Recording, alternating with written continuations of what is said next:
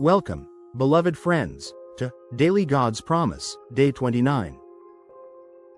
Today, on August 29, 2025, we embrace a profound and foundational promise from Romans chapter 5 verse 8. But God demonstrates His own love toward us, in that while we were still sinners, Christ died for us. This is not a promise of a future act, but a declaration of a historical, undeniable truth. It is the core of the gospel message.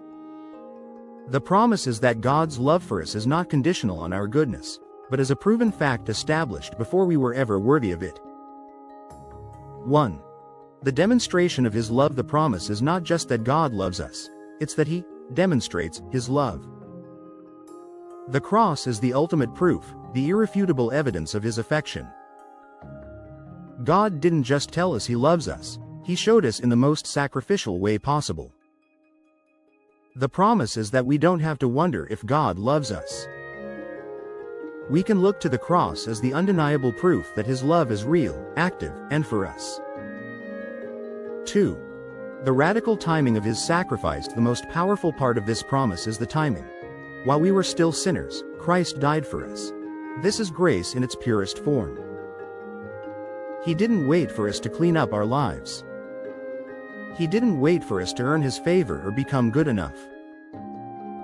He came to us in our most broken, rebellious state. The promise is that our failures, our mistakes, and our unworthiness did not stop Him from loving us and dying for us. 3. A promise of eternal security. Because God's love was demonstrated for us when we were at our worst, we can be confident that His love will not fail us now that we are His children. If He was willing to die for us in our sin, how much more will He sustain us and keep us now that we are in a relationship with Him? This promise gives us eternal security, knowing that our relationship with God is not based on our performance but on His unconditional and unchanging love, which was forever settled on the cross. 4. A promise for the unworthy. This promise cuts through a world where love is so often conditional and earned. For anyone who has ever felt unworthy, who has struggled with guilt, or who has been trying to be good enough for God, this promise is a divine balm. It reminds us that God's love is not a reward for our performance but a gift of His grace. It frees us from the pressure of perfectionism and gives us a powerful new identity. 5. Old Testament cross-references. Christ's sacrifice was foretold as in Isaiah chapter 53 verse 5. He was wounded for our transgressions. God's love is not earned but freely given as in Hosea chapter 14 verse 4. I will love them freely. His character is rooted in mercy and love, as Psalmist says in 86-15. You, O Lord, are a God full of compassion and gracious. 6. New Testament cross-references. God's love is universal and sacrificial as in John chapter 3 verse 16. For God so loved the world that He gave His only begotten Son.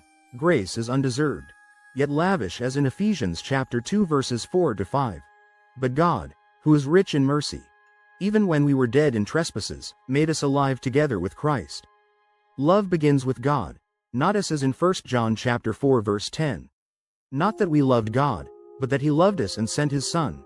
Resting in His unconditional love today, if you are struggling with guilt or a sense of unworthiness, look to the cross. Remember that God demonstrated His love for you at your worst.